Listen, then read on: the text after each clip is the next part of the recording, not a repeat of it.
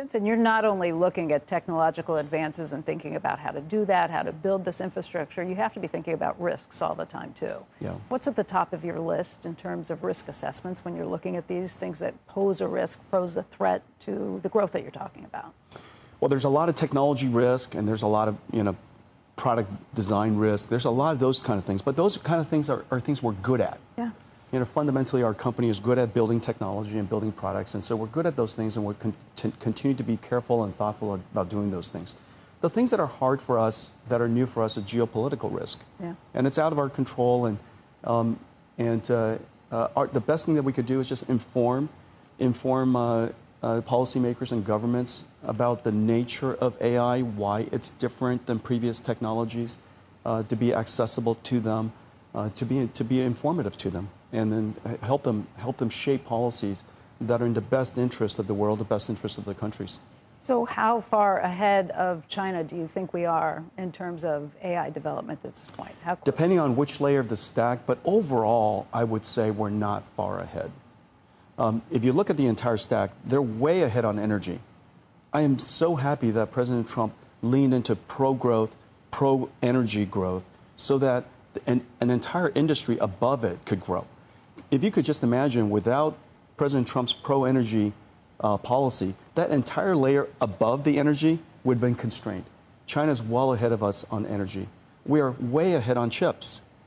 They're right there on infrastructure. They're right there on AI models. Our models are better overall. OpenAI's is better, Anthropic's is better, Gemini's better. However, their open source models are well ahead of us. And then on the application layer, we have to be quite mindful because their applications are very fast moving. Their society is very quick in adopting new technology. They're under-regulated they don't regulate heavily at the industrial level. And so the applications in China are advancing incredibly fast. This is an area that I'm quite concerned about. I hope that American companies and American society are going to be fast in adopting AI applications, because ultimately this industrial revolution wins at the AI application layer, at the diffusion layer. There was an analyst just this week who said that he's anticipating China will get Nvidia's Blackwell chips by as early as next year. Do you think that's the case? If we are way ahead of them in chips, what should our strategy be?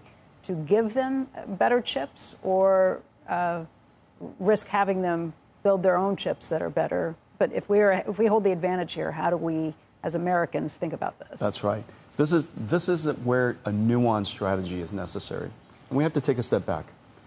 President Trump had a AI Action Plan Day. And that AI Action Plan Day, he was very clear, and is a very thoughtful and very America win around the world strategy. Ultimately, he wants America to win the AI race. So the question, when you take a step back and ask yourself, what does that mean?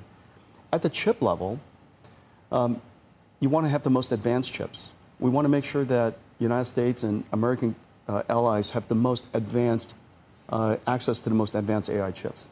On the other hand, in order to win the AI race, you need to have all of the world's AI developers to be building on your platform. Just as we would, if you're an app store, you would like all of the apps to run on your app store.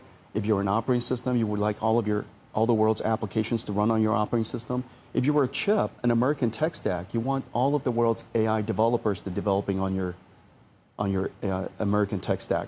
That's true whether we're here in the United States or whether it's developers in China. But so this from a defense perspective, we don't want them having the chips that are as great as we are, because we don't want them having access to that, particularly when it comes to the military. No government, surely Chinese government, is going to be building their defense on Western technology. Nor does the Pentagon use Chinese chips to build our national security. And so they have plenty of chips themselves. Don't forget that this is a country not without any chips. They have Huawei. They have really, really sophisticated and really entrepreneurial startups building AI chips. They're manufacturing lots of chips.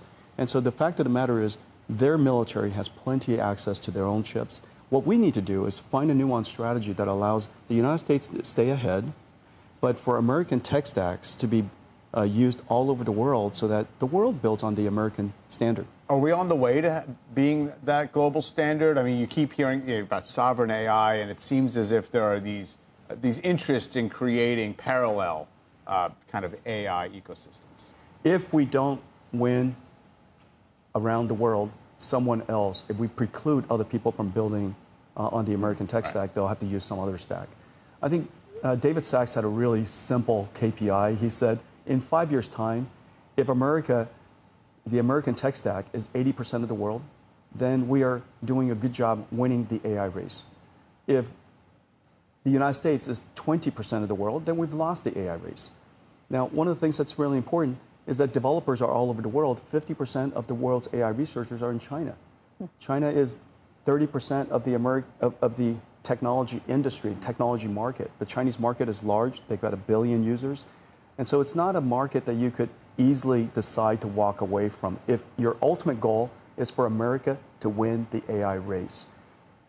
Giving up 30% of the world's market right from the get-go, and then not allowing American technologies to diffuse and be proliferated around the world, we are essentially isolating American technology into America and forfeiting and conceding the rest of the world to everybody else. And I think President Trump would say that that would be not a condition for America to win the AI race.